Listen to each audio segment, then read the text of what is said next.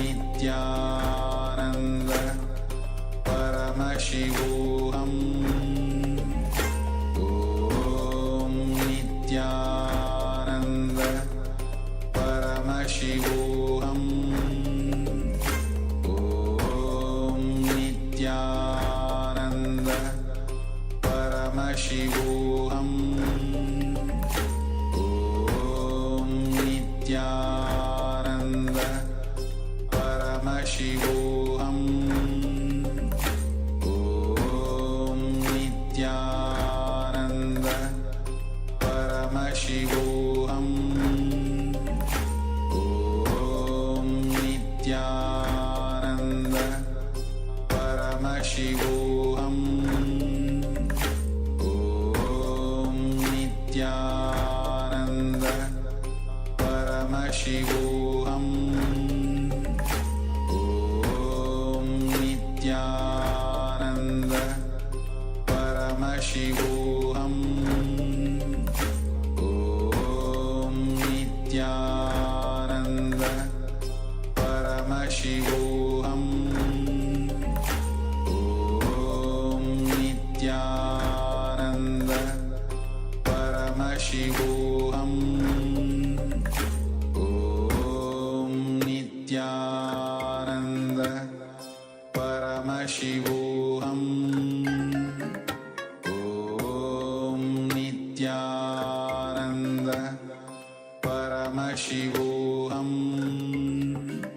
Om Nithyananda Paramashivoham Om Nithyananda Paramashivoham.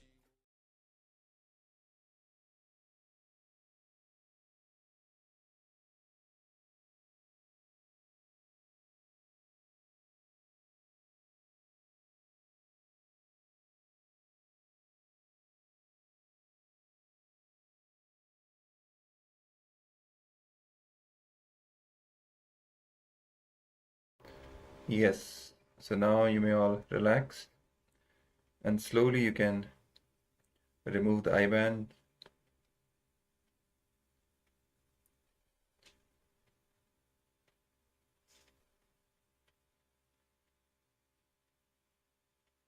Remove the eye bands and you can now share what was revealed to you. What all Swamiji revealed in your third eye, you can share it. You can put it in the chat windows, in the Zoom. If you're watching us on YouTube or Facebook, you can put it in the comment section.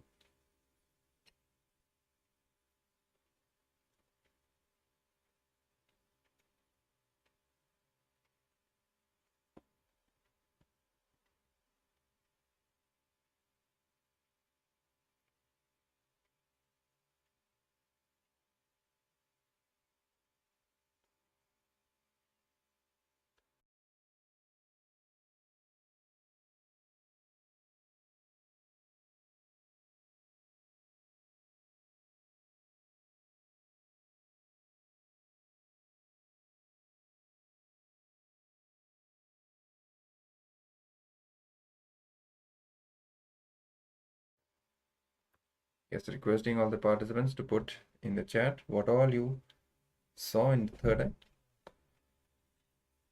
Could be anything, whatever was revealed to you in any form.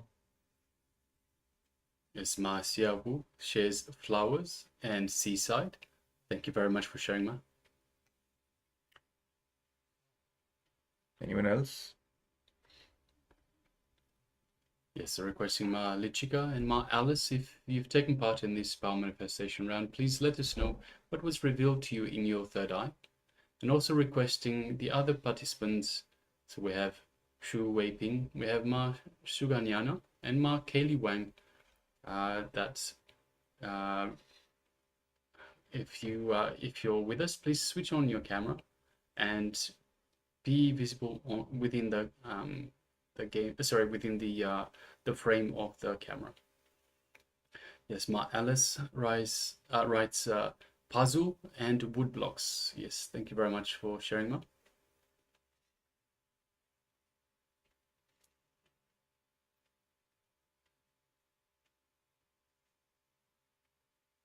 So just going to give a couple more moments.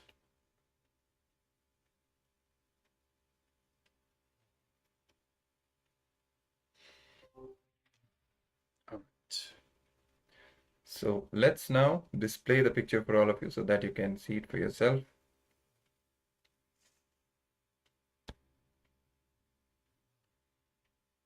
Yes. So we do in fact have a crossword puzzle, Scrabble blocks. Yes, and we have different words. We have salt, we have fat, heat, acid, and wine. So let's have a quick look. So my Alice was writing puzzle with wood blocks. Yes, very much so. Congratulations, well done. Great. And my Siabu wrote flowers and seaside. So flowers and seaside. We have salt and we have heat, which you both get to the seaside. And yes, so yes, thank you very much. Thank you for both for participating, for taking part, and congratulations once again. Great.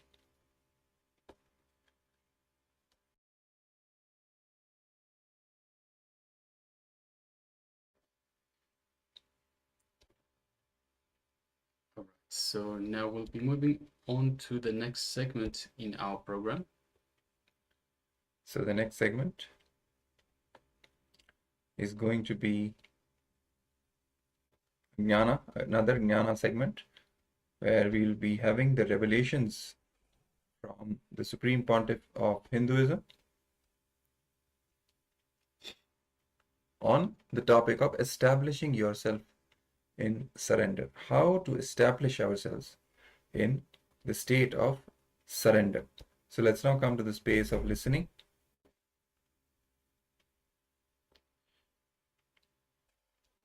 Sit with the head, neck, and spine in a straight line.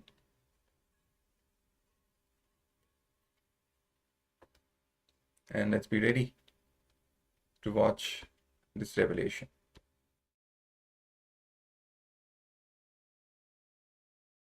The mark of the modern sannyasi with a theft motion sensor and titanium superalloy casing. This is truly a danda of the 21st century, $21,000. Where is he? Oh God.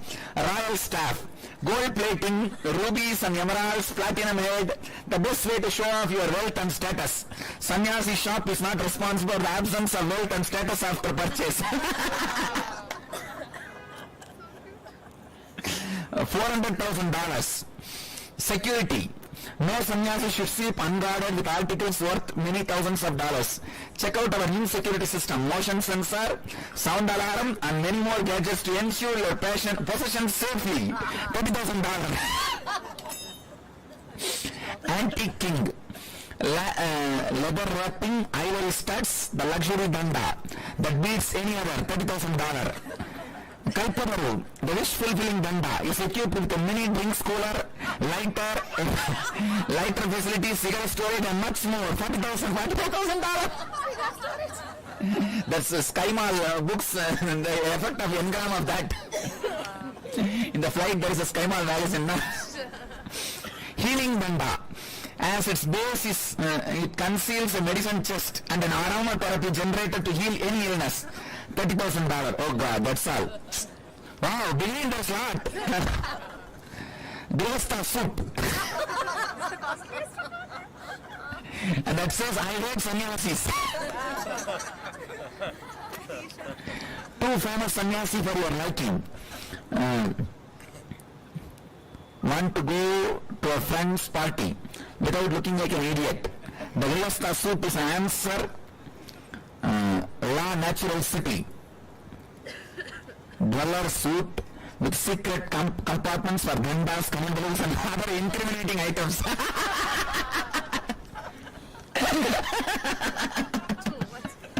The Himalaya suit. The Himalaya is too cold for you. Try our new Himalaya suit. 3 layers of thermal synthetic wool, interpressed with electric heaters, and layers of vacuum pack. Warning, wear above 20 degrees Celsius, minus 20 degrees Celsius, and risk of dying of heat.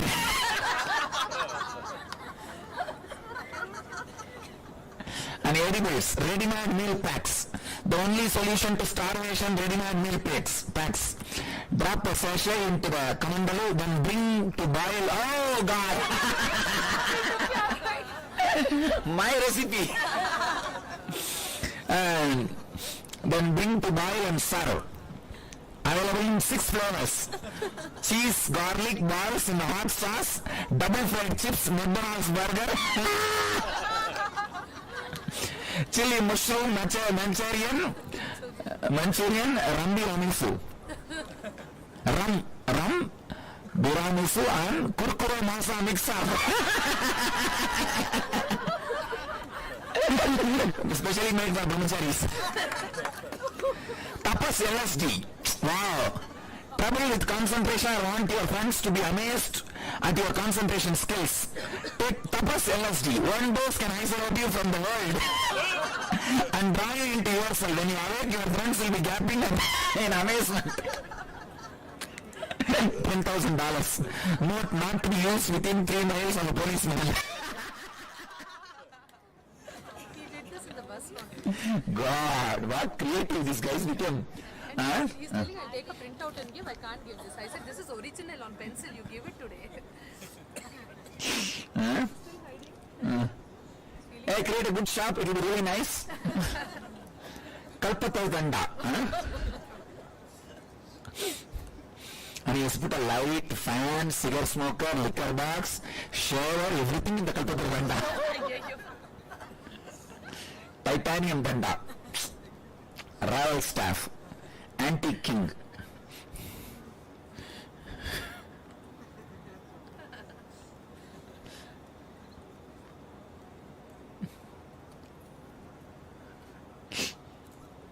Have it. Yeah, give it to him.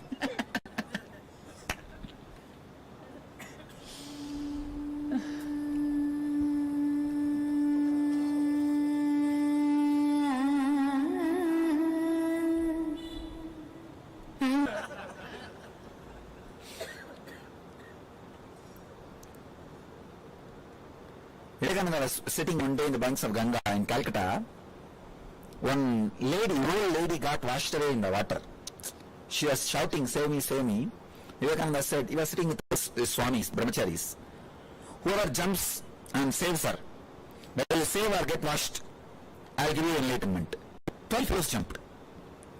And finally they saved the old lady.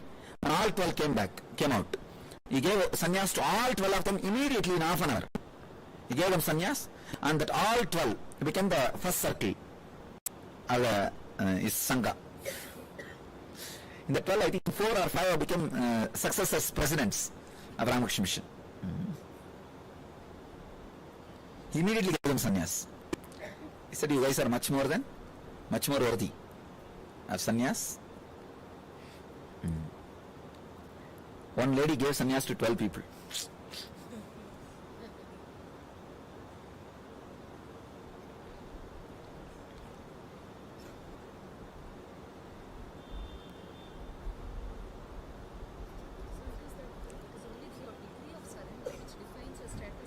Nothing else.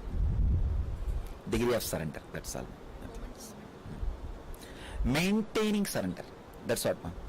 Being established in the mood of surrender. Because these guys, they experience some time and run away. Like Ramakrishna says very beautifully, the mongoose in the village, they will go and hide in their holes.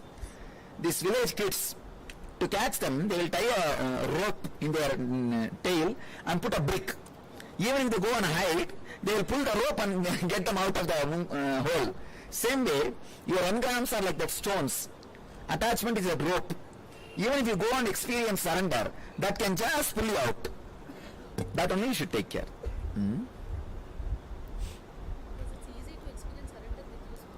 That's what I am saying, no? No, not only that, even with me experiencing, if you are continuously experiencing, then no problem. Continuous experience, that's there. Continuously being established.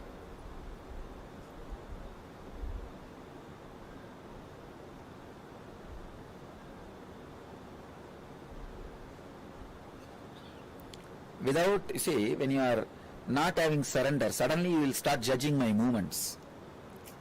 You understand? My movements are not me. Even if I do not know, I do not show you, I am an incarnation. Understand? Sometimes I myself may act just like a normal man, just like normal, but when you measure with your logic, that actions overdone, gone. That's why I tell this first subtle disciple, say, even if I don't know, you know, I am an incarnation.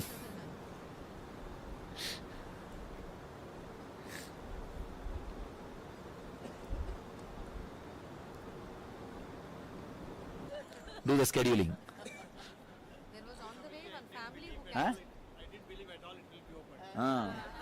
You only told me all roads are closed. Swamiji told me, decide first place where you want to go. I'll open tomorrow. That's very what I said. Where you want to go, tell me, I'll open that tomorrow, immediately. And I heard somewhere after the Kedarnath was the first step. Huh?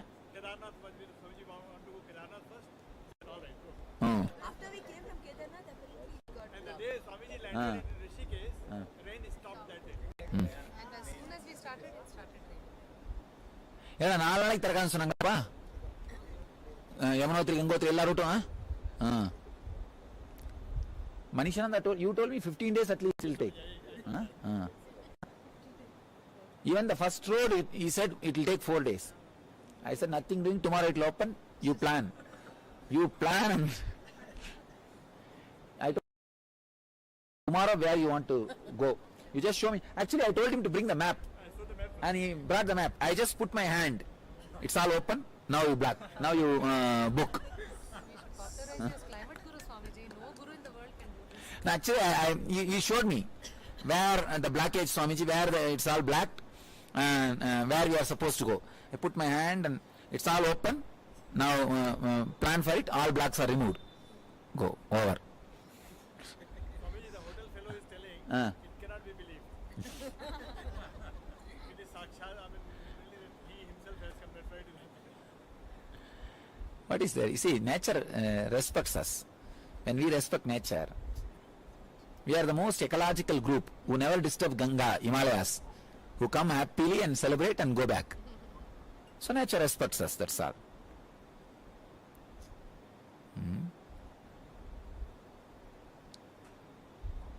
Ganga celebrates our presence.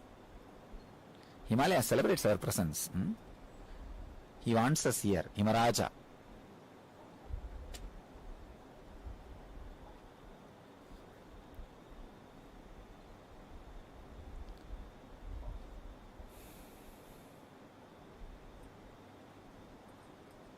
So you guys had this time darshan of Vyaskufa also. Vyaskufa, Saraswati, Ganesh Kufa. Ganesh also wrote in Vyaskufa only. Then he stayed there, rested there. After the tiredness of writing, he just slept there itself. Because that Pandit told us from up the Vyas would talk and down Ganpati would write. No. He sat there only and wrote. He slept here. That's the story. That's why if you go into the cave and sit, you will feel, if you will hear the sound of an elephant roaring. When the elephant sleep, there will be mild sound. That sound will be heard. Too much it was shocked that it was too There's always rainfall near the source of surrender. Yes. Oh, there's rainfall. It is not source, it is disappearing into earth. See, source is from sky. When she landed, she disappeared into the earth with that force. Naturally, when the water comes, it makes a small dent in the.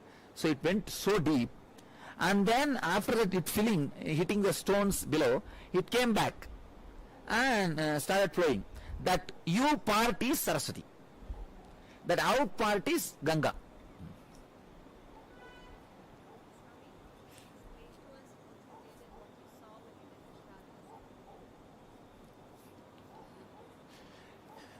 Will you understand? Next.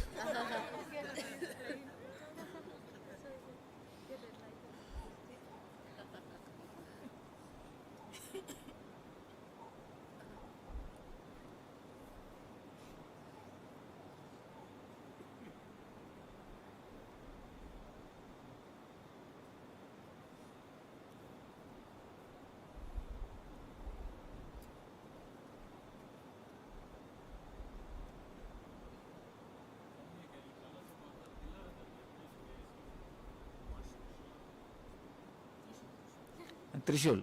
I don't know much idea about it, but whatever they say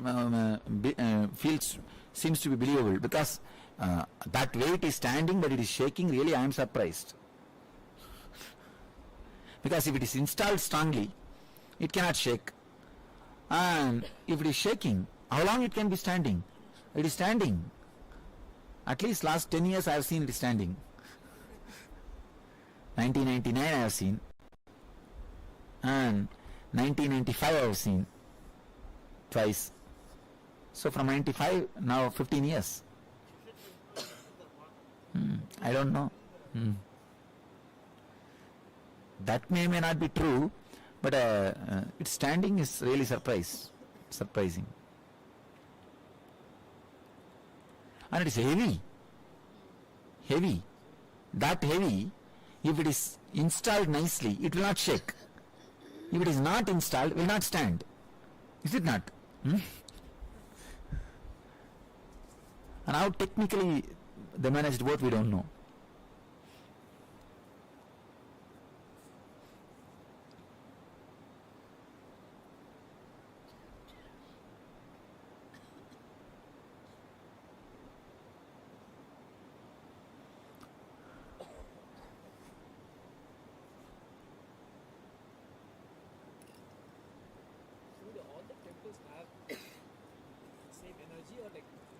No.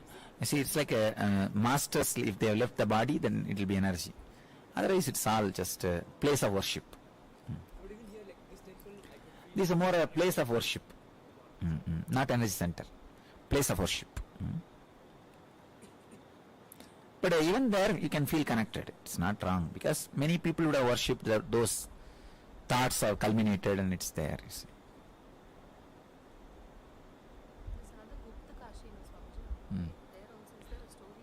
Panchakashi is there.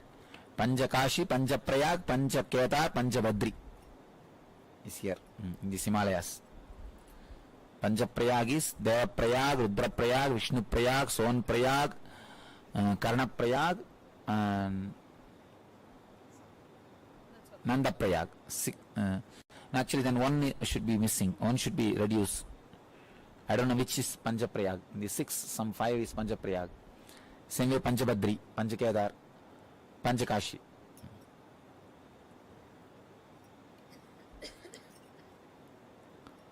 In Himalayas alone.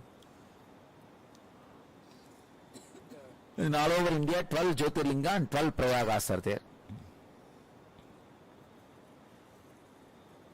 They say that Pandavas first came to meet Shiva there. Oh. Went away from there because he didn't want to destroy their own kin, so he didn't want to put them there, so he went to Kedar and then They ran behind Kedar Pindi.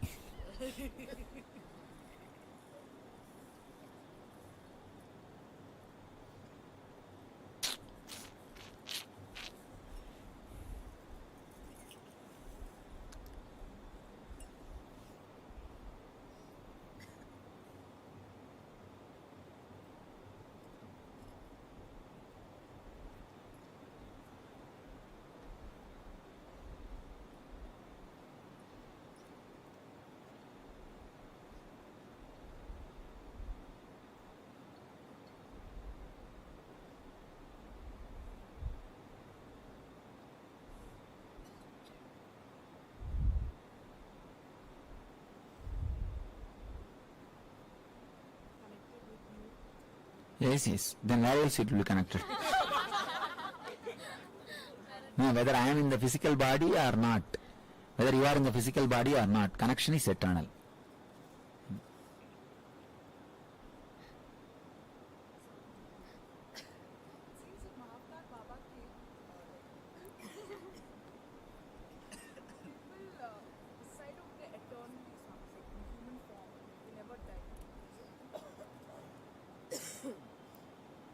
There is a group of people.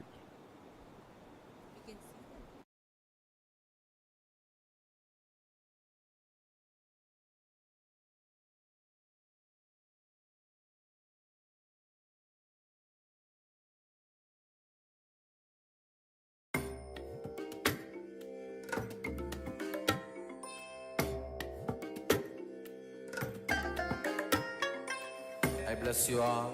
Let you all open all your three eyes and manifest the powers of Mahasudashiva. Om Nithyananda Paramashivoham. Om Nithyananda Paramashivoham. Om Nithyananda Paramashivoham. Om Nithyananda Paramashivoham. Om Nithyananda Paramashivoham. Om Nithyananda Paramashivoham. Om Nithyananda Paramashivoham.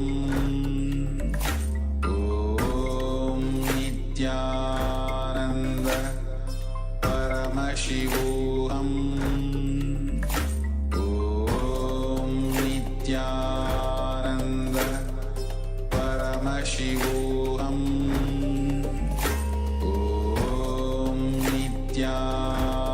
Nithyananda Paramashivoham. Om Nithyananda Paramashivoham. Om Nithyananda Paramashivoham. Om Nithyananda Paramashivoham. Om Nithyananda Paramashivoham.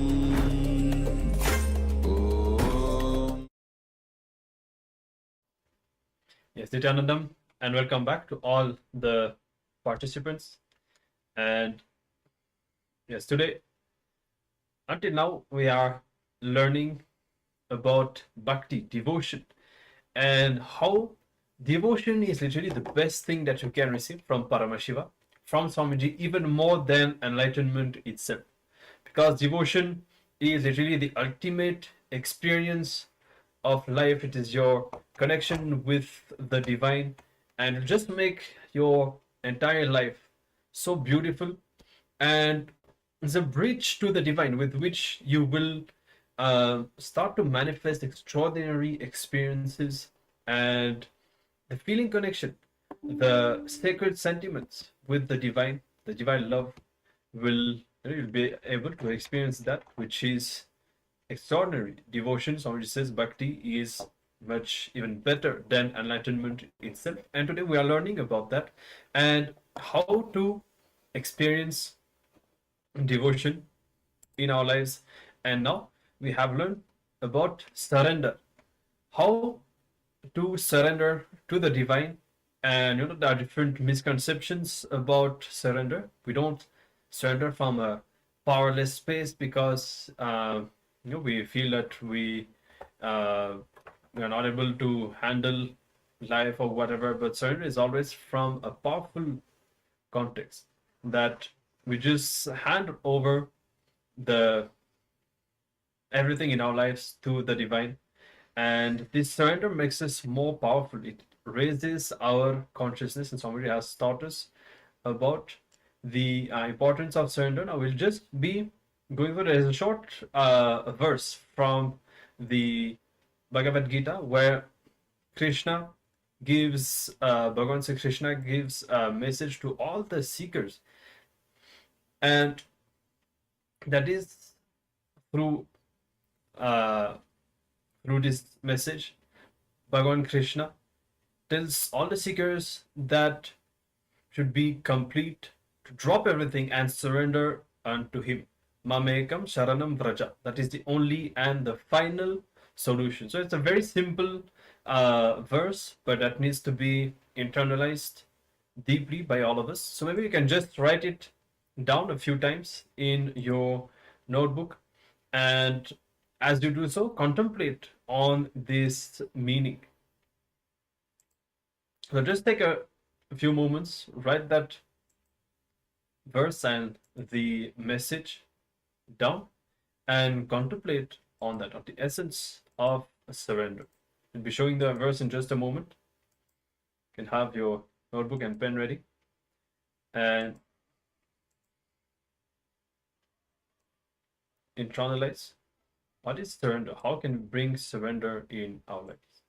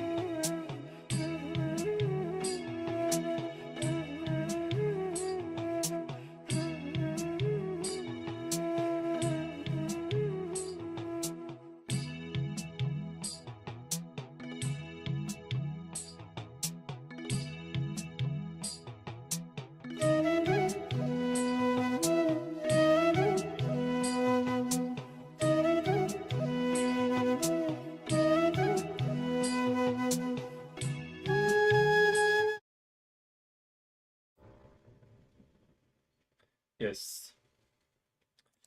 So with this, let's now enter into the power manifestation, and we'll be having another round of the third eye reading. So today we are seeing images. As we move forward, we will even start seeing words, eventually starting to read itself, whole pages. Now we'll start with initial level images. So we request the participants to kindly tie in the blindfold and settle down. Sit with your head, neck, and spine in a straight line. We'll be showing the image in just a few moments.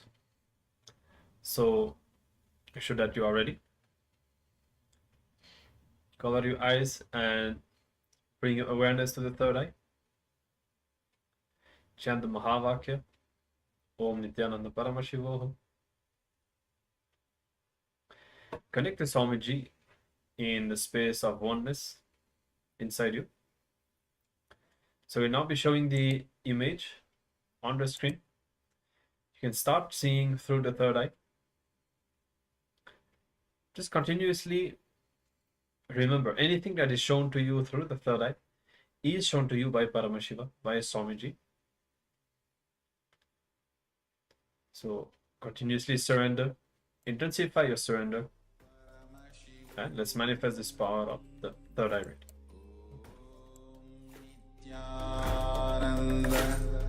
Paramashivoham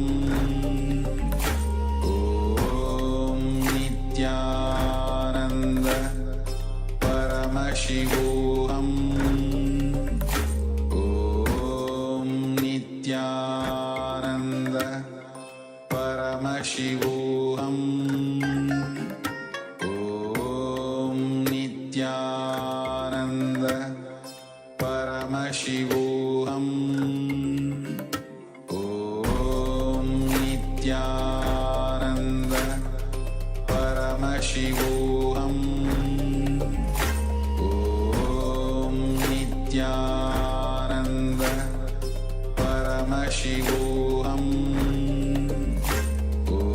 Om Nithyananda Paramashivoham Om Nithyananda Paramashivoham Om Nithyananda Paramashivoham Om Nithyananda Paramashivoham Om Nithyananda Paramashivoham Om Nithyananda Paramashivoham Om Nithyananda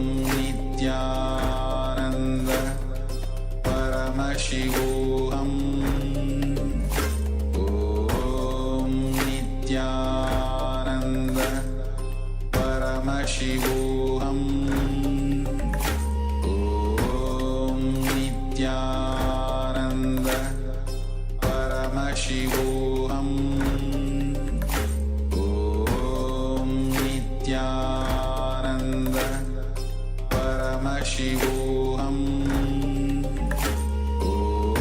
Om Nithyananda Paramashivoham Om Nithyananda Paramashivoham Om Nithyananda Paramashivoham